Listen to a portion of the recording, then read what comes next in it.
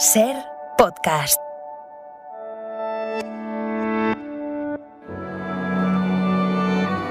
Bienvenidos a Sucedió una noche, un programa dedicado al mejor cine de todos los tiempos. I wanna hide from the sun, I wanna live in the dark, I wanna go to the movies.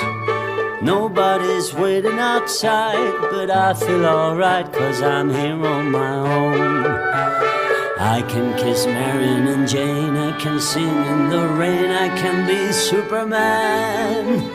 I'll never come out again.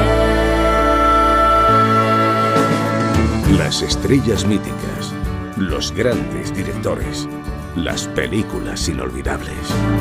Don't look for me in the town, I'm not lost in the crowd, I am here at the movies. Bob is driving his cat, and Steve has a shark that's 30 feet long. I can fly over the cuckoo's nest and come again, 'cause I'm totally crazy. My eyes are wide shut at last.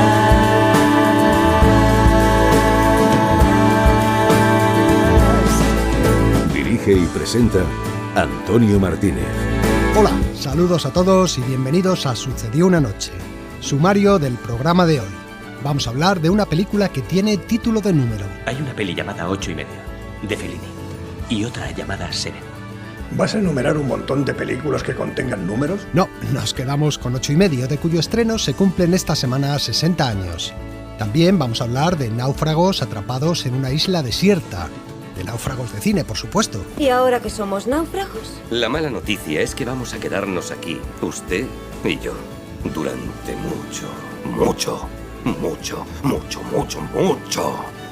tiempo. Charlaremos con el director Alberto Vázquez, flamante ganador del Goya a la mejor película de animación por Unicorn Wars. Y en la sección de cine incómodo traemos también esta semana una película española. Mirad qué crimen más feo en la provincia de Cuenca. Cometieron 2 ladrones a eso de las 8:30. El crimen de Cuenca, de Pilar Miró. Tenemos todo listo, así que empezamos. I wanna hide from the sun, I wanna live in the dark, and I'll never come back. El espectáculo está a punto de comenzar.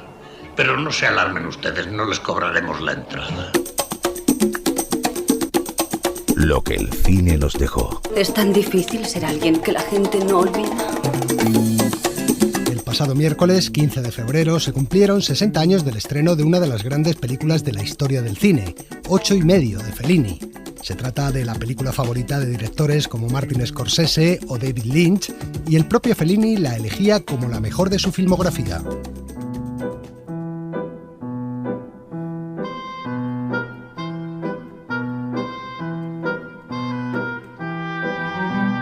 Es cierto, de toda la filmografía de Federico Fellini, 8:30 es quizá su película más aclamada, uno de esos films que siempre aparecen en las listas de los mejores títulos de la historia del cine. Bueno, ¿qué nos prepara ahora?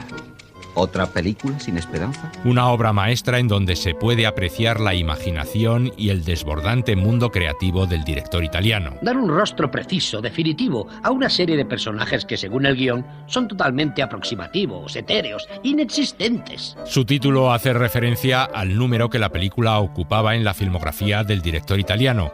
Fellini había rodado hasta entonces 7 largometrajes y había participado en 2 películas colectivas, lo que en sus matemáticas particulares daba el número de 8:30. ¿Se trata de una película de argumento religioso? En cierto sentido. Estaba a punto de explicar que el protagonista ha recibido una educación, como todos nosotros, católica, que le crea ciertos complejos, ciertas dudas. Aunque Fellini lo negaba o lo afirmaba, según le convenía, lo cierto es que 8:30 es una película de tintes autobiográficos, que aborda muchas de las obsesiones que acompañaron al director a lo largo de su vida.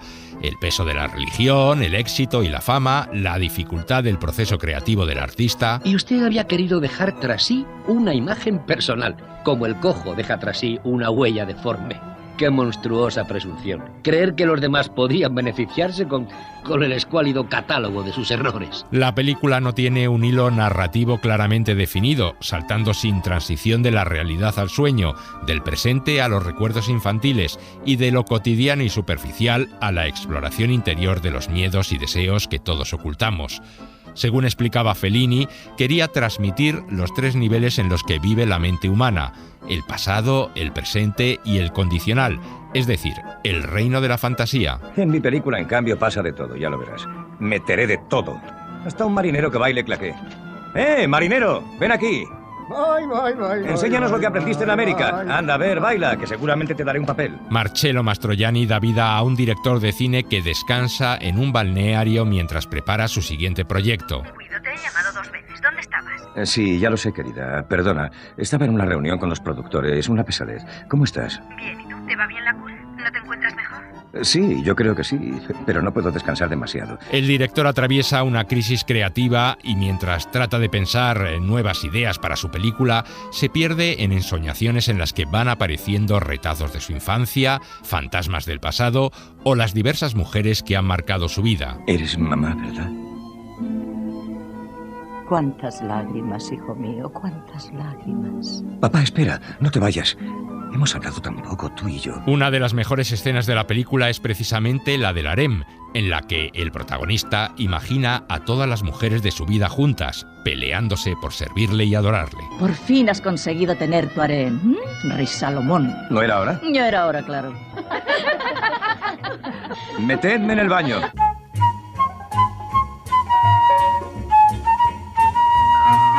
Durante el rodaje de 8 y medio, Fellini pegó una nota junto al ocular de la cámara en la que decía: recuerda, esto es una comedia.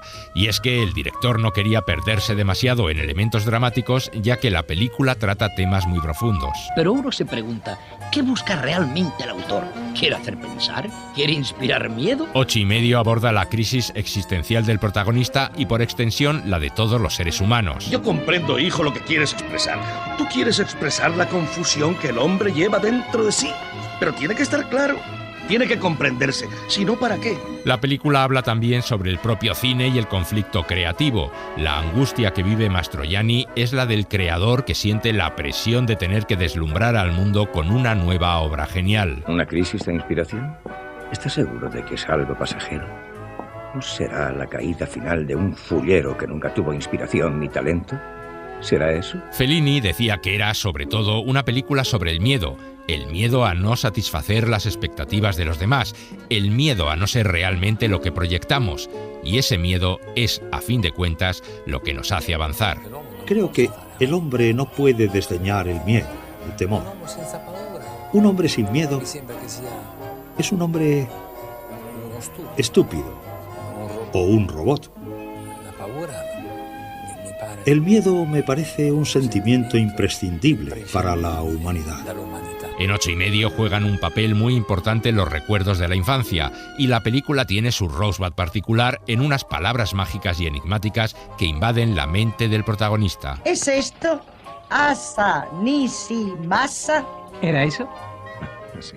¿Pero qué quiere decir? Unas palabras mágicas que establecen la conexión entre el pasado y el presente del personaje. Ah, pero no olvide las palabras mágicas. Asa, nisi, masa. Asa, nisi, masa.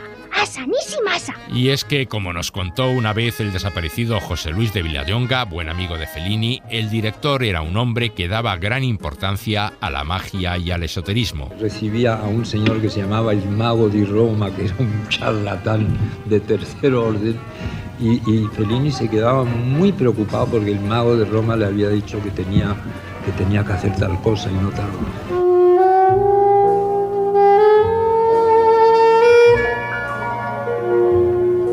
En un principio los productores querían a Laurence Olivier como protagonista, pero dado que se trataba de una historia muy autobiográfica, Fellini impuso a Mastroianni, su perfecto alter ego cinematográfico. Entre los personajes femeninos nos encontramos con la francesa Anouk Aimée. Soy Luisa, tu mujer, no me reconoces. ¿En qué estás pensando? Y también con Claudia Cardinale, que interpreta a la actriz y musa del director. Claudia tiene ofertas de todos los países del mundo. No puedo retrasarlo más. ¿Qué quieres que le diga? Todavía no ha visto ni siquiera el guión. Dale un par de páginas, una idea. Claudia sabe perfectamente que le tengo reservado un papel precioso, el mejor que ha hecho en su vida. No creo que lo sepa. 8 y medio se rodó sin grabación de sonido en el plató. Todos los diálogos fueron doblados durante la postproducción y dado que Fellini era muy amigo de reescribirlos una y otra vez, a veces parecen desincronizados con el movimiento de los labios de los actores, ya que están diciendo algo diferente a cuando los rodaron. En cuanto a la banda sonora, la película mezcla diversas piezas de música clásica con la partitura del compositor habitual de Fellini, Nino Rota. Lui mi da qualche indicazione molto precisa. Él me da indicaciones muy precisas, pero también muy contradictorias. Me dice, quiero un motivo alegre, pero que sea triste. Un motivo clásico, pero que sea nuevo. Un motivo esperanzador, pero también patético. Spensierato, ma patetico.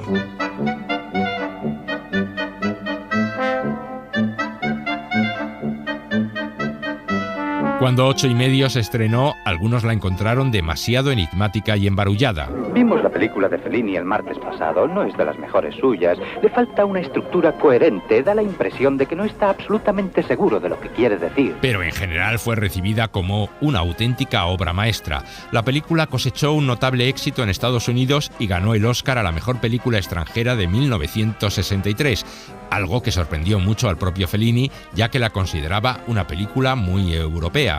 8 y medio marcó un antes y un después en el cine del director italiano. Con ella se cerraba su cine realista y daba paso a partir de entonces a un nuevo estilo caracterizado por un mundo muy personal, que es a la vez onírico, nostálgico y vitalista. Sus recuerdos están bañados en la nostalgia. Sus evocaciones inofensivas y en el fondo emocionales son reacciones de un cómplice. La influencia de 8 y medio se deja notar en películas de otros directores como Recuerdos o Desmontando a Harry de Woody Allen, All That Jazz de Bob Fosse o I'm Not There de Todd Haynes. También se hizo una adaptación de la película a Broadway con el musical Nine, que en 2009 fue llevado también al cine por Rob Marshall. El rodaje empezará dentro de 10 días en Cinecittà, o sea, una semana a partir del lunes. Gracias, maestro, muchas gracias. Esta es nuestra 9ª película juntos. Y no queremos terminar sin mencionar el final de la película, para algunos uno de los mejores finales de la historia del cine. ¡Avanzad, cogidos de la mano! ¡Cogeos todos de la mano! ¡Todos juntos, vamos! La fantasía y la realidad se funden finalmente y todos los personajes que hemos ido viendo a lo largo de la película se unen de la mano y bailan al son de la música circense de Nino Rota. Un final que, según el escritor Carlos Colón, amigo de Fellini, describe perfectamente la personalidad del director. Era extraordinariamente tiránico en el plató y al mismo tiempo extraordinariamente tierno. Y la mejor imagen de él como director sea tal vez precisamente la del final de 8 y medio, Mastroianni con un megáfono en una mano y un látigo en otro, ordenando el mundo de personaje, de recuerdo, de ensueño a su alrededor.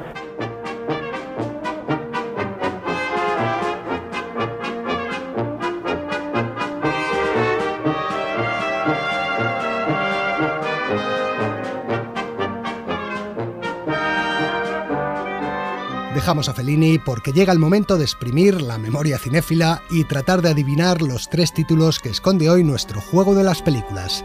Ya sabéis, primero un diálogo y luego su música. Esas son las pistas. ¿Cuántos llegaron ayer en el Estrella de David? 611. Nosotros pensamos sacar esa misma cantidad de esta isla para llevarlos a Palestina.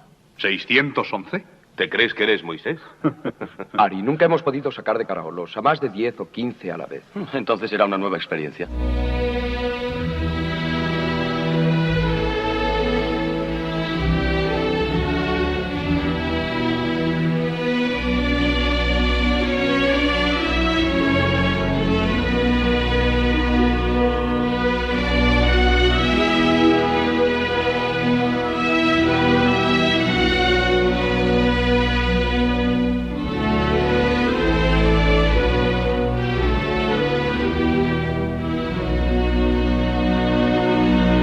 ¿Que no te gusto?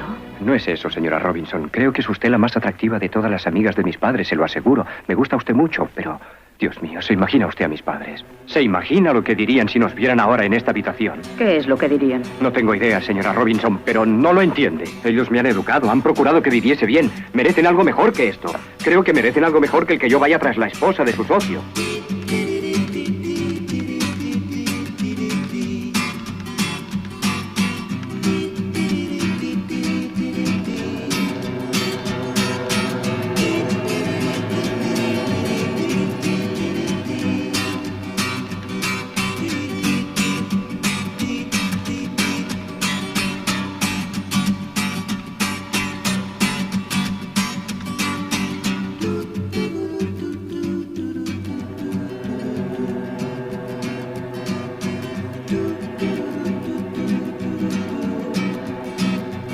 No era momento de quedarnos de brazos cruzados y lloriquear como una panda de nenazas. Íbamos a construir un campamento encima de la bañera. Teníamos suficientes animales con los que alimentarnos hasta que bajara el agua.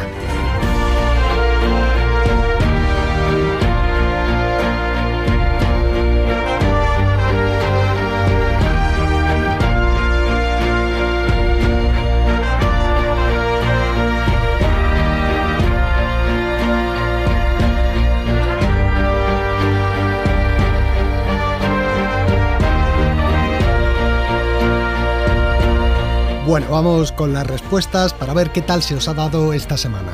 La primera película era Éxodo, de Otto Preminger, adaptación al cine de la novela de Leon Uris que contaba la fundación del Estado de Israel, con Paul Newman de protagonista. Su música era obra de Ernest Gold. A continuación, otra película de los años 60, El graduado, de Mike Nichols, con un jovenzuelo Dustin Hoffman y Coran Bancroft haciendo de señora Robinson. La música de la película la compusieron el dúo Simon y Garfunkel. Y acabábamos con quizá la más difícil de las tres, Bestias del Sur Salvaje, una película del año 2012 por la que la niña protagonista, Quebensane Wallis, fue nominada al Oscar a la mejor actriz. La banda sonora de Bestias del Sur Salvaje la compuso el propio director de la película, Ben Seitlin. Dale un título y lo escribirá. Enciclopedia Curiosa del Cine. Parece más una bomba que un libro.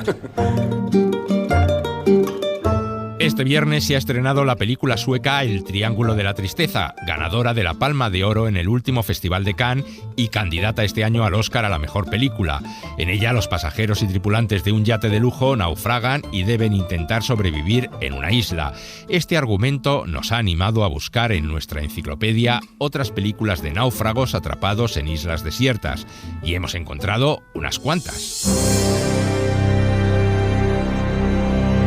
Las historias de náufragos en islas desiertas comienzan donde acaban otras películas. ¡Abandonen el barco! ¡Suban a los botes! ¡Que no cunda el pánico, Creighton! ¡Que no cunda el pánico! Un barco naufraga. Las imágenes de olas salvajes y gente ahogándose pronto darán paso a una escena con un día luminoso, en una playa de arenas blancas con palmeras al fondo y un cuerpo que despierta aturdido. ¡Hola! ¿Hay alguien? ¿Alguien me oye? ¡Ayúdenme!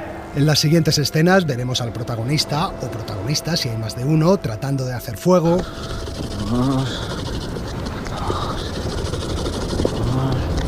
explorando la isla y adaptándose al entorno. Hay que construir una casa. ¿Una casa? Les vemos intentando cazar o pescar y comiendo cocos por un tubo. Los que tienen líquido saben a rayos. Y los otros están secos por dentro. Tienes que cogerlos maduros si quieres que estén jugosos. Y es que las películas sobre náufragos son ante todo historias de supervivencia. No podemos deprimirnos y hacernos las víctimas, ni tampoco podemos esperar que nos rescaten. Pueden tardar una semana, un mes, un año, nunca. Tenemos que aprender a sobrevivir ya. El hombre llevado a su límite en un entorno hostil, haciendo uso únicamente de su ingenio y de sus manos. Me di cuenta de que no debía volver a confiar en la suerte o en el destino, o en alguna intervención divina para sobrevivir, sino solamente en mis propios esfuerzos, como hombre.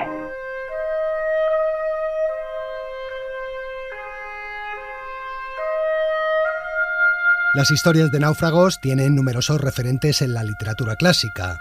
La Odisea de Homero, La Tempestad de Shakespeare, El relato de un náufrago de García Márquez, Pero si pensamos en un náufrago de ficción, ya sea literaria o cinematográfica, enseguida nos viene a la cabeza un nombre. Me llamo Robinson Crusoe. El escritor Daniel Defoe creó un personaje inmortal que ha sido llevado numerosas veces al cine. Mientras daba sepultura a mis pobres compañeros, confieso que mis pensamientos se centraban en mi propia alma.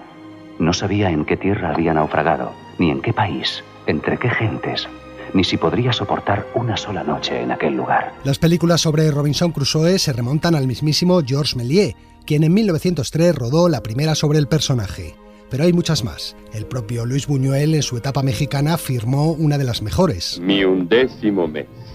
He pasado los días cazando aves, preparando mis alimentos y haciendo excursiones a mi cerro de observación, desde donde busco ansioso el paso de un barco. En el cine moderno, quizá el náufrago más recordado es el que interpretó Tom Hanks en la película del mismo título. Qué rico el cangrejo. Y estaba harto de cocos. La leche de coco es un laxante. Eso es lo que Robinson nunca contó. Robert Zemeckis, director de Náufrago, nos explicaba en su día el gran problema que tienen estas historias. Sí, fue muy arriesgado y un gran desafío. Nuestra mayor preocupación era que el público no se aburriese porque resulta difícil encontrar elementos dramáticos en una isla solitaria y con un solo actor. Ese fue el mayor desafío. Por eso, en las películas, al náufrago solitario casi siempre se le busca un compañero. ¿Cómo te llamas? ¿Qué te parece Hamish? Hamish, como mi hermano. ¿Qué día es hoy? ¿Jueves? No, es viernes. Viernes. Robinson Crusoe tenía a Viernes y el náufrago Tom Hanks a Wilson, un balón de voleibol. Sí, el Dr. Wilson. Fíjate qué gracioso. Mi dentista de Memphis se llama casualmente James Boley.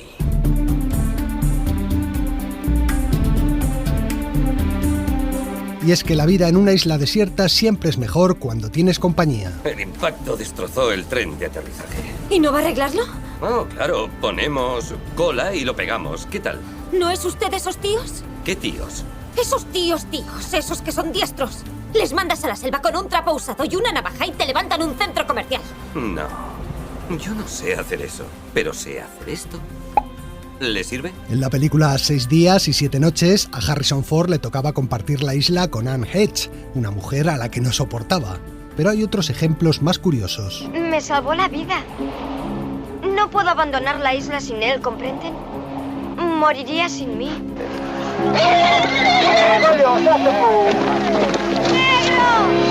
El niño protagonista del Corcel Negro sobrevivía en la isla con la ayuda de un caballo, y el soldado Lee Marvin tenía que compartirla con un enemigo japonés en Infierno en el Pacífico. Yo solo quiero un poco de agua.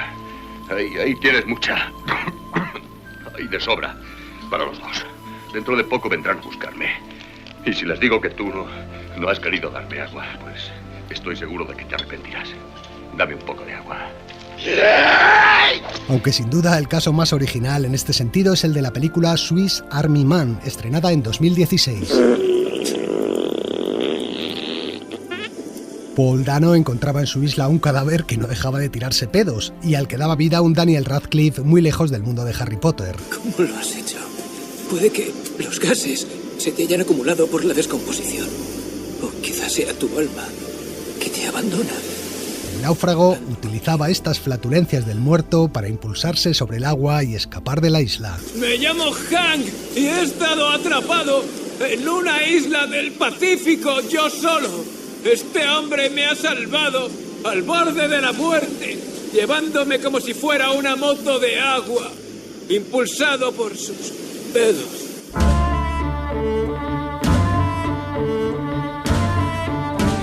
Pero en las películas de náufragos no solo hay supervivencia, a veces también hay pasiones. ¿Qué estás mirando tanto? Tus músculos. ¿Qué les pasa? Últimamente pareces tonta, ¿eh? Siempre diciendo bobadas así, mirándome de una forma muy rara. No estarás tramando algo, ¿verdad? Los niños protagonistas del Lago Azul crecían y al hacerse adolescentes las hormonas hacían de las suyas. Algo parecido ocurría también en El salvaje anda suelto, una película dirigida y protagonizada por el actor George C. Scott en 1974. Madre, sí. ¿Nos podremos casar cuando yo sea mayor? En este caso se trataba de una familia de náufragos, y cuando el hijo crecía, el joven se sentía consumido por la lujuria por la única mujer de la isla, su madre. No puedo soportar que me mire. Necesita relacionarse con jóvenes como él. Hablas como si fuera tu enemigo. El sexo también era asunto mayor en 3 Survivor Island, una película de 2006 en la que un matrimonio naufragaba junto a un marinero. ¿Te gusta, a que sí? Te has propuesto complicar las cosas. Todo lo que puedas, ¿verdad, Jack? ¿Cierto? Me salvó la vida. Sí, pero... Y salvó la tuya, ¿no te importa? Sí, pero es diferente. Una historia parecida nos contaban también en Barridos por la marea, remake americano de una película italiana de Lina Wermüller que Guy Ritchie rodó en 2002 a la mayor gloria de su esposa por entonces, Madonna. Haré que te detengan. ¿Quién? ¿La policía de las arenas? Quiero ese pescado, véndemelo. Te daré $100. 200. Está bien, te daré $500 por la mitad del pescado. Si tiene hambre, hágase un pastel. En Barridos por la marea, Madonna era una insoportable ricachona que tenía que compartir isla con un pobre marinero. Y claro, los roles de clase pronto cambiaban cuando se trataba de sobrevivir. ¡Rápido, mujer! ¡Coge esto! ¿Coger qué? ¡No seas idiota! ¡Coge el pulpo! ¿Qué coño haces? Lo siento, amo. Este asunto del cambio de roles, que también se puede ver en la recién estrenada El Triángulo de la Tristeza, era también el meollo argumental de un clásico de la comedia británica como es El admirable Crayston. En esta película de 1957, una familia de la alta sociedad inglesa naufragaba acompañada de su mayordomo. ¿Qué demonios es eso? Coco, milord. Hemos comido coco al mediodía y por la mañana. Este es en cubos. El del almuerzo, recuérdenlo, era rallado. Pero pronto el sirviente se rebelaba. Milord, esto no es Inglaterra. Es una isla desierta, alejada de la civilización. Si no tenemos cuidado, moriremos todos. Ese no es asunto suyo. De ahora en adelante yo daré las órdenes y usted las obedecerá. No. ¿Qué ha dicho? He dicho no, milord. ¿Eso ha dicho? Cobre un mes de su salario por el despido y no venga a pedirme referencias. No pueden arreglarse solos. Me necesitan. ¿Se sobreestima usted, Creighton? Eso es todo. Puede irse. Y eran los señores los que acababan sirviendo al mayordomo.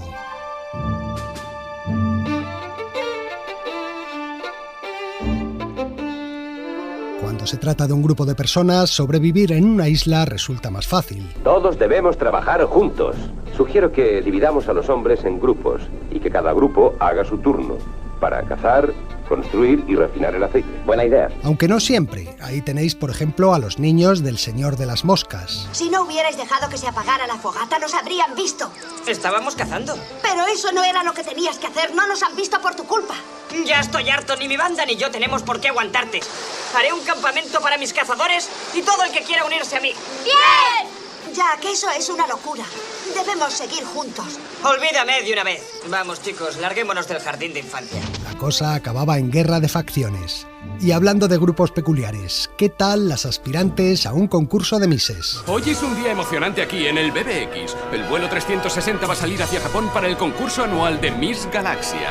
En la comedia Miss Naufragio, el avión se estrellaba en una isla desierta y las chicas tenían que sobrevivir dejando a un lado su particular idiosincrasia. Ellos pretenden que vaya a buscar mi comida.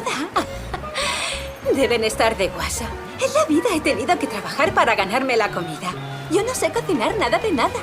Si no hay un tío que me lleve a un restaurante elegante a cenar, yo no como y punto. Otras veces el problema no proviene del grupo en sí, sino de lo que éste descubre en la isla. Es enorme. Capitán, ¿por qué cree que ha crecido tanto? Me gustaría saberlo, Herbert. No fui de mucha ayuda al matarlo. Lo hizo muy bien. Nunca había cocinado un cangrejo así. En el clásico de los 60, La Isla Misteriosa, los protagonistas se encontraban con plantas y animales de tamaño desproporcionado. Luego resultaba que era cosa del Capitán Nemo. Y en otro clásico de aventuras, esta vez de los 70, La Tierra olvidada por el tiempo, los protagonistas naufragaban en una isla llena de seres extinguidos. Parecen pterodáctilos. No puede ser, hace millones de años que se extinguieron. Si no me equivoco, eso es un Diplodocus.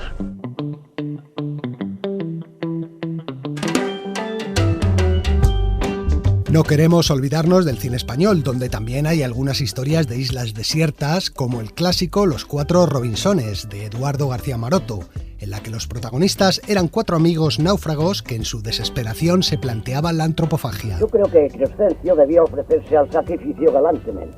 Está bastante llenito y administrándolo bien tendríamos para una quincena. Os engañáis de medio a medio. Estoy llenito, pero todo eso que veis es fofo, linfa, que llamamos los galenos, agua, que dicen los hidráulicos. Como veis, a pesar de lo limitado de la premisa inicial, una persona o varias atrapadas en una isla desierta, el tema náufragos da pie a historias de lo más variadas, que resultan también muy aleccionadoras. Por eso, en el caso muy poco probable de que algún día naufraguéis en una isla, siempre podéis seguir las enseñanzas y consejos aprendidos en el cine. Ya lo decía Robinson Crusoe al final de la película de Buñuel. Os dejo estas instrucciones. Época de siembra, cuidado del rebaño y algunos consejos sobre los caníbales, que de cuando en cuando vendrán a visitar. Si queréis o no queréis seguir mi ejemplo, es cosa vuestra.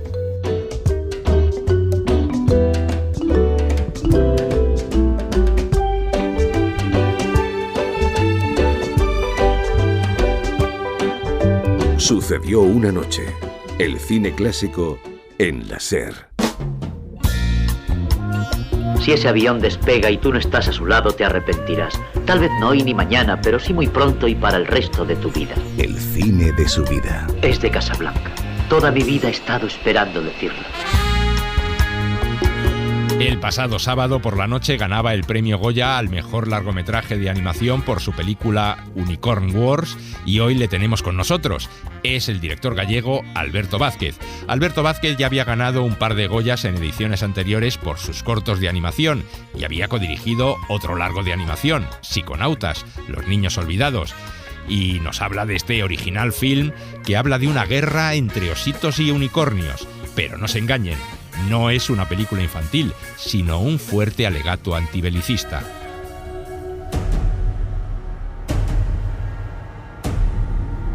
Los que nos dedicamos a la animación, pues solemos tardar entre 4 y 6 años en hacer cada peli, ¿no? Porque al final, entre que, bueno, buscas la financiación, se hace la preproducción. Nosotros tenemos una característica, que nuestras producciones son de 2 años o 2 años y algo, ¿no? Mientras que en ficción ellos ruedan en un mes, o un mes y medio, en 2 o en 3 semanas, ¿no? Y esa es una gran diferencia, porque quizás nosotros nos parecemos más trabajando, para que la gente lo entienda, a un estudio de videojuegos. Trabajamos en estudios, con software, con ordenadores, ¿no? Somos un montón de gente, varios equipos, ¿no? Y la animación tiene mucho de artístico, pero también tiene mucho de técnico y también de artesanal, porque nosotros trabajamos de una manera súper artesanal, pues para hacer un segundo de un personaje, pues son 12 dibujos, más o menos, ¿no? Y en ese sentido trabajamos como hace 50 años, de manera clásica. Y los procesos se alargan mucho en animación. Es por eso que son películas más caras, más difíciles de hacer y por eso hay menos también. Los unicornios os meterán su cuerno por el culo tan profundamente que os harán vomitar arándanos por la boca.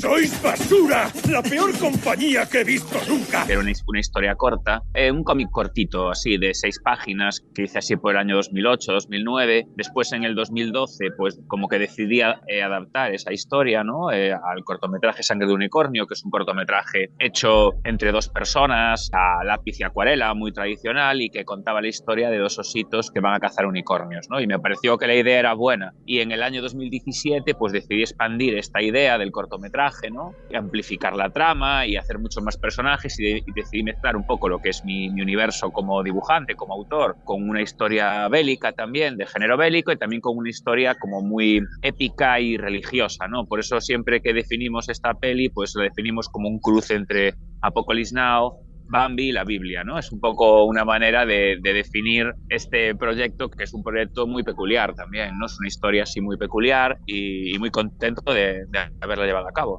A ver, ¿qué está ocurriendo aquí? Señor, el recluta Gordy se ha meado, señor. Ha mojado toda la cama de orina. Fíjese. Mire cuánta orina. ¡Oh, Dios, qué asco! No puede ser. ¡Qué repulsivo! A partir de ahora le llamaremos Meón.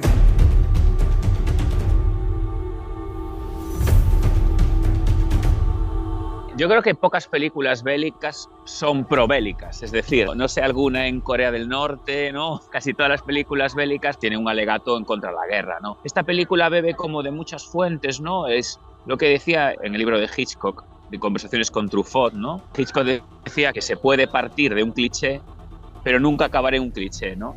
Y esta película parte un poco es un falso Vietnam, de ositos, ¿no? Por eso hay este personaje que es el sargento, ¿no? Que nos puede recordar al de la chaqueta metálica. ¡Apuntad bien!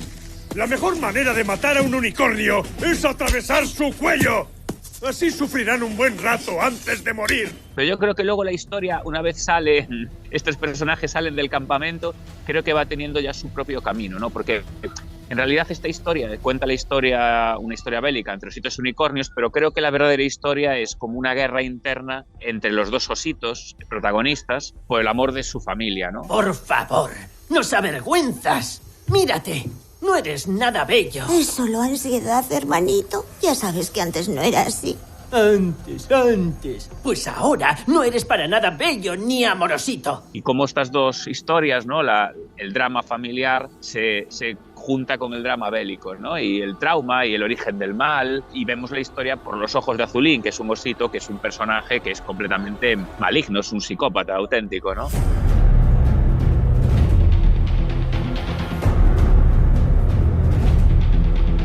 El color es bastante arriesgado. A mí, yo como director de arte también, y ilustrador que soy, para mí el color ha de ser narrativo. Ha de tener un poder simbólico y expresivo. ¡Mirad el color de mis ojos!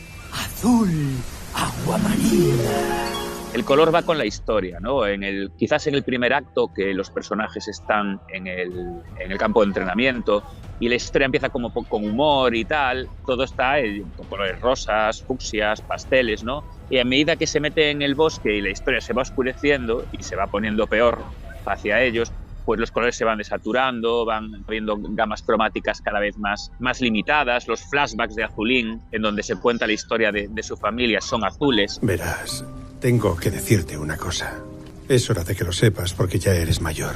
Mamá y yo nos vamos a separar, ¿sabes? ¿Qué? ¿Pero por qué?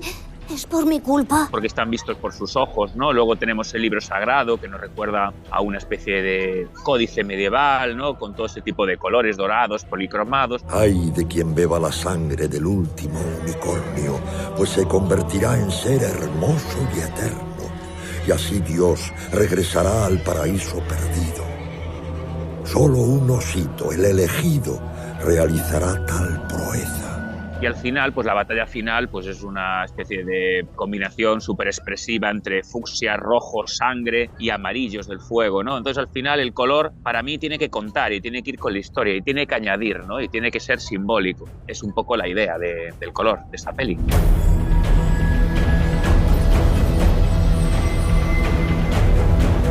Yo la verdad que el tipo de cine que hago no está orientado a ganar este tipo de premios, ¿sabes? Ha sido como siempre unas gratas sorpresas, ¿no? Para mí la película tiene más vida, ¿no? Es decir, la película va a salir ahora en Japón, en Estados Unidos, ha salido en cines en Francia, en Alemania, etcétera, ¿no? Entonces, para mí la película va a seguir todo un año más y va a tener su recorrido. ¡Enhorabuena, Coco! Has demostrado ser el mejor. La verdad que muy contento, porque al final los Goya son los premios más mediáticos en España, es lo que conoce la gente. Es decir, la gente solo conoce los Oscar y los Goya. Da igual que que vayas al Festival de Cannes o a Berlín o lo que sea, ¿no? Aquí es lo más mediático. Entonces es muy interesante para mí, porque es darle una segunda vida a la película y que se vuelva a hablar de ella.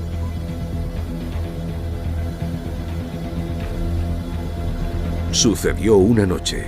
El cine clásico en la SER.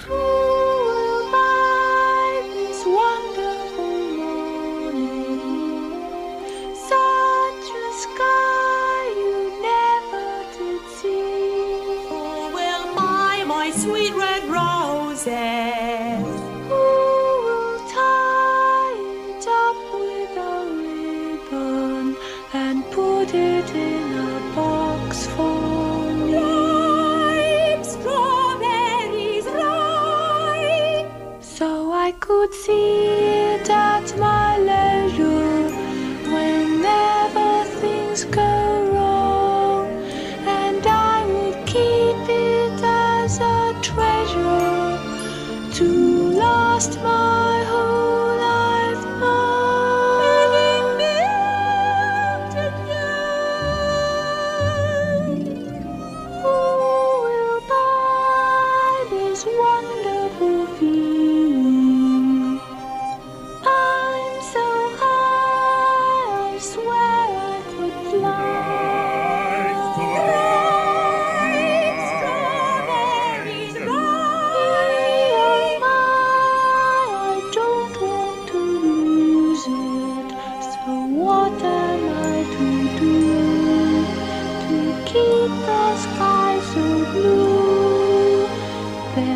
must be someone who will buy. Esta canción pertenece al musical Oliver, que Carol Reed dirigió en 1968, basado en la novela Oliver Twist de Dickens. La canción la interpretaba Kathy Green, que era quien ponía voz en las canciones al niño protagonista de la película, Mark Lester. Y vamos ya con el último reportaje del programa que, como siempre, nos trae Jack Bourbon. Jack Bourbon presenta Cine Incómodo. ¡Basta! No estoy dispuesta a consentir inmoralidades en nuestras pantallas. Este espectáculo degradante y depravado ha de terminar ahora mismo. Sexo, violencia, religión, política. ¿Oyes ese silbido? Es una bomba que cae del cielo y va a impactar en 400 cines a la vez. Las películas más polémicas de la historia del cine. ¿Qué tal, amigos? Hoy os traigo una película española. Ya sabéis que la historia de nuestro cine estuvo condicionada durante muchos años por la censura franquista. Fueron muchas las películas que acabaron prohibidas o mutiladas, por no hablar de tantos y tantos proyectos que no lograron salir adelante por su causa y que nos privaron de un cine español que quizá habría sido muy distinto del que fue de haberse permitido. Uno de los directores que más lo sufrió fue Juan Antonio Bardén. Siempre poner en la filmografía las cosas que has hecho, pero las cosas que no has hecho por las razones que sean y que podías haberlas hecho, estabas a punto de hacerlas, esas no aparecen y eso te consume una gran parte de tu vida. La película que os traigo hoy resulta además un caso único, ya que fue prohibida en la democracia, cuando la censura ya había desaparecido en nuestro país. Me refiero a El crimen de Cuenca, de Pilar Miró. Os vamos a resumir cómo fue su caso, pero si queréis saber más, os recomendamos un documental titulado Regresa el Cepa, dirigido en 2019 por Víctor Matellana, al cual pertenecen algunos de los testimonios que vais a escuchar en el reportaje. El 13 de diciembre de 1979, la prensa de Madrid publicaba un anuncio. Queda suspendido el estreno del Crimen de Cuenca, que debería de tener lugar hoy en los cines Proyecciones Albéniz y Carlton, por haber retenido las autoridades administrativas la necesaria licencia de exhibición. Era una película muy esperada, ya que se trataba del segundo largometraje de Pilar Miró, una directora que tenía todos los visos de convertirse en una de las cineastas de referencia en aquellos años de la transición. Me planteaba siempre seguir adelante y tratar de conquistar mi espacio, el mío. Y eso era muy difícil. Lo que aquella escueta nota, publicada en la prensa, escondía era un caso de censura e intereses militares que pronto se convirtió en un escándalo político en toda regla. Un caso que llenó editoriales de periódicos y debates parlamentarios y que a Pilar Miró pudo costarle la cárcel. Padres los que tengáis hijos, hijos que tengáis parientes, parientes que tengáis primos y primos que tengáis suegra. Mirad qué crimen más feo en la provincia de Cuenca cometieron dos ladrones a eso de las 8:30. La película se situaba a principios del siglo XX y contaba el caso real de dos hombres de un pueblo de Cuenca que fueron detenidos por un crimen que no habían cometido. Se declara procesados en este sumario León Sánchez Gascón y Gregorio Valera Contreras, alias Valera, con los que se entenderán las necesarias diligencias. Se decreta su prisión provisional sin fianza y sin comunicación por ahora. Pronto la Guardia Civil se dio cuenta de que había indicios suficientes que señalaban que los dos hombres eran inocentes, pero las autoridades necesitaban encontrar rápidamente un culpable. Ayude a la justicia, León, y la justicia le ayudará a usted. Tengo que saber qué han hecho con el cuerpo. Para obtener la confesión de los acusados, los guardias civiles usaron la tortura.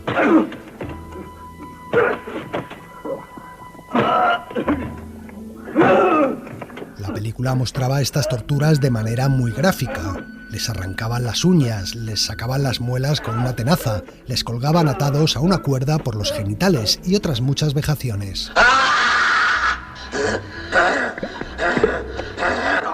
Y ahora con el cuento al juez. ¡Quieto! ¡Quieto!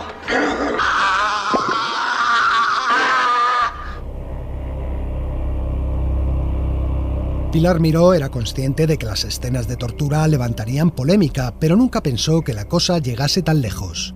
Joaquín Ruiz Jiménez, futuro defensor del pueblo, era por entonces su abogado. Ella misma dijo que lo que quería era contar una verdad, contar un hecho cierto que había sucedido y que a ella le había abierto las carnes y quería transmitir lo mismo a la gente. El crimen de Cuenca fue un encargo que el productor Alfredo Matas le hizo a Pilar Miró. Fernando Lara, crítico cinematográfico. Él tenía la ilusión o la idea en aquel momento de que fuera una especie del Expreso de Medianoche a la española, que igual que el Expreso de Medianoche había denunciado cómo eran las cárceles turcas, que de alguna forma en un momento que se estaba poniendo en causa todo el sistema represivo, digamos, dentro de la transición española, quería también hacer una película que tuviera ese impacto. Para entender bien el caso del crimen de Cuenca hay que situarse en el momento que vivía España por entonces. El político José Bono lo explica en el documental Regresa el Cepa. La Constitución era del 78, llevábamos un año. Había miedo a que determinados sectores de la policía política del franquismo pues pudieran actuar en contra del recién nacido régimen de libertades. Adolfo Suárez presidía un gobierno de UCD muy inestable, formado por reformistas del antiguo régimen, y no todas las leyes que debían derivar de la Constitución recién aprobada se habían desarrollado todavía. El franquismo estaba aún muy vivo e influía notablemente en la vida política. Él y sus mangantes electorales.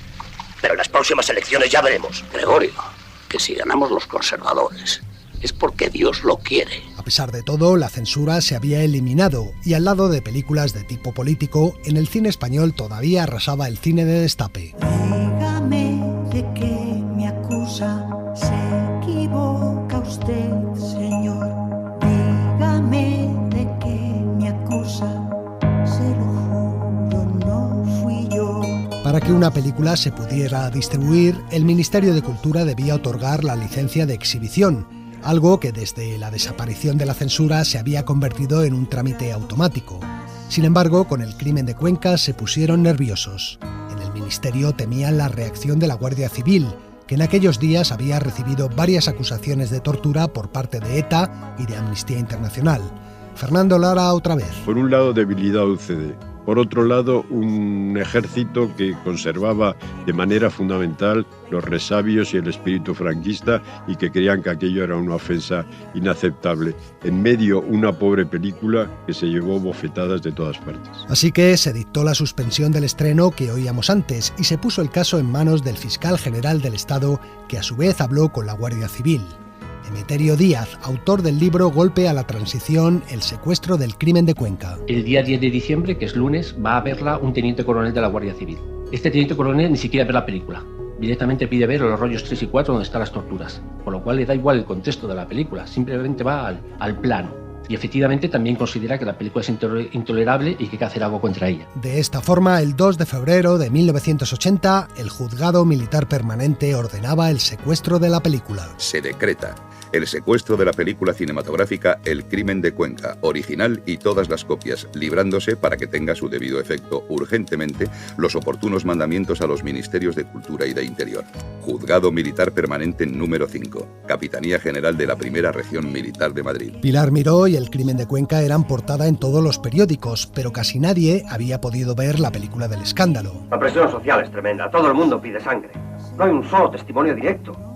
Pero ya hay muchos que hablan del asunto como si lo hubiesen visto desde la primera fila de platea. No obstante, había unas cuantas copias que habían burlado el secuestro. Con ellas se hacían proyecciones privadas a las que asistían políticos y periodistas. Lo contaba el desaparecido Diego Galán, por entonces crítico cinematográfico del País. En mi casa se hacían proyecciones privadas y pasaron por ahí toda la gente que invitó a Pilar, ¿no? Y yo me decepcionaba realmente con los comentarios que hacían. Muchos de ellos justificaban la censura. Es que te has pasado, Pilar. Es que, joder, es que esto es mucho. No se ponían a defender la película, a defender la libertad de expresión. Otra copia no requisada fue la que se utilizó para presentar la película en el Festival de Berlín, donde fue muy aplaudida. Aquello molestó bastante a las autoridades militares y pocas semanas después, Pilar Miró era procesada. Se me pedían 6 años de prisión militar. Para todos los efectos, la autora era yo. El productor no existía, los guionistas no existían y ni siquiera la verdad existía.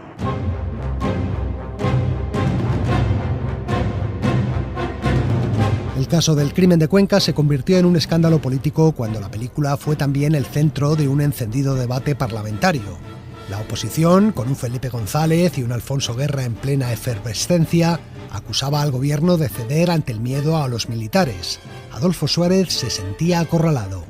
Joaquín Ruiz Jiménez. Lo que les dijo personalmente a ellos, a sus ministros, es que lo que debían de acelerar eran los trámites en el Congreso y en el Senado para que definitivamente se aprobara una modificación de la ley de la jurisdicción militar y que se introdujera en el Código Penal ordinario esas funciones que hasta ahora estaba desempeñando la justicia militar y que a partir de ese momento debían de pasar a la jurisdicción civil. Mientras en las calles la opinión pública debatía sobre los límites de la autoridad militar y la necesidad de acelerar las reformas, la justicia seguía su ritmo. Lamentablemente la justicia es muy lenta, demasiado lenta. Pero usted no se preocupe, señora. Por fin el Congreso aprobó una reforma del Código Militar.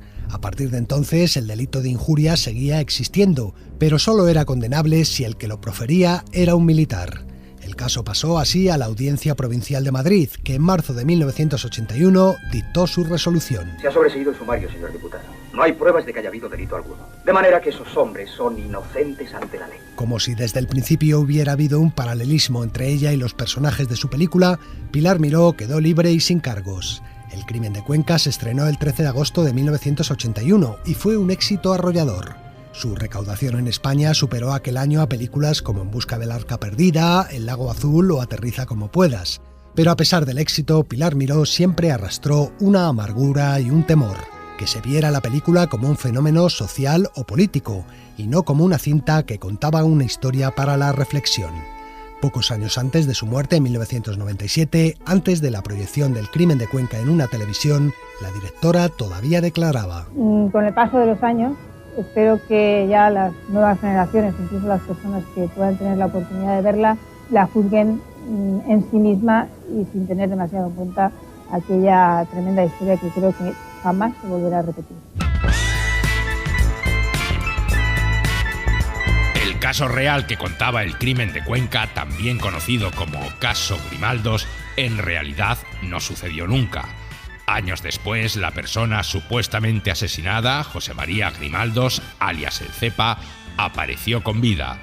Al parecer, se había ido del pueblo sin decir nada a nadie, y todos pensaron que había sido asesinado. ¡Me dio una barruta y me largué! ¡Yo no sabía nada! Los dos condenados por el supuesto crimen pasaron en la cárcel más de 12 años hasta que fueron indultados. El juez instructor del caso ya había fallecido para entonces, pero otros responsables del error judicial fueron procesados. Entre ellos estaban varios guardias civiles, 2 forenses y un ayudante judicial. Todos ellos fueron absueltos. En fin, amigos, hasta la semana que viene. Continuará.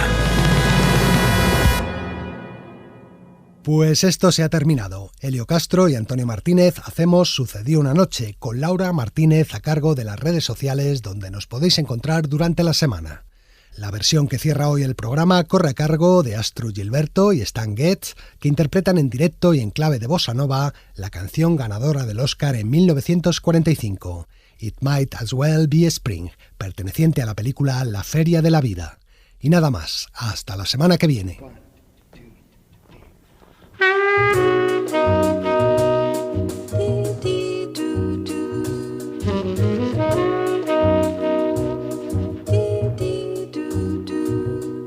I'm as restless as a willow in a windstorm.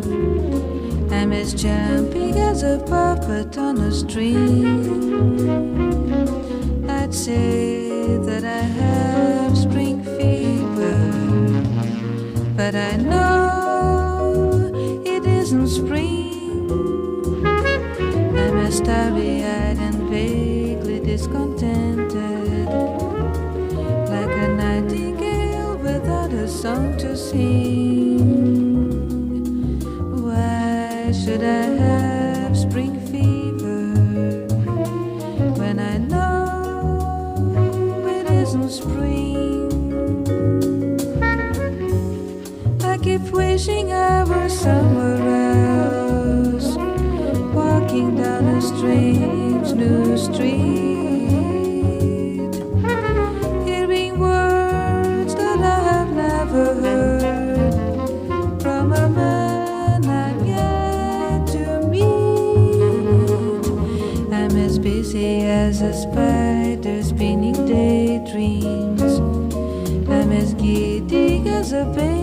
on a swing.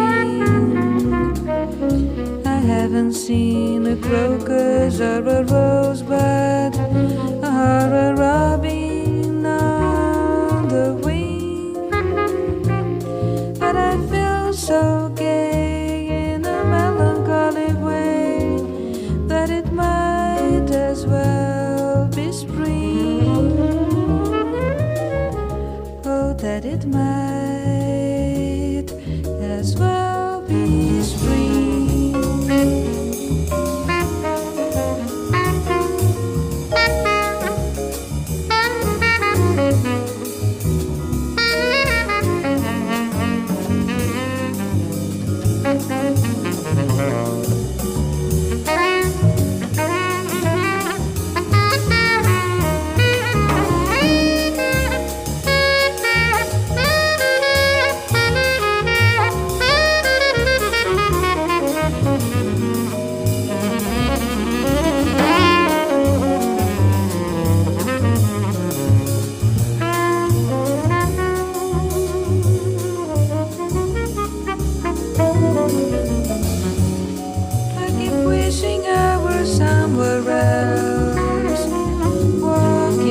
Strange new street,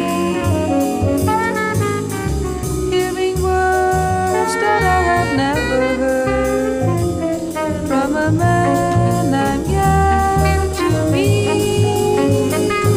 I'm as busy as a spider spinning daydreams. I'm as giddy as a baby on a swing. I haven't seen a crocus or a rosebud or a robin on the wing, but I feel so gay in a melancholy way that it might as well be spring. Oh, that it might as well be spring.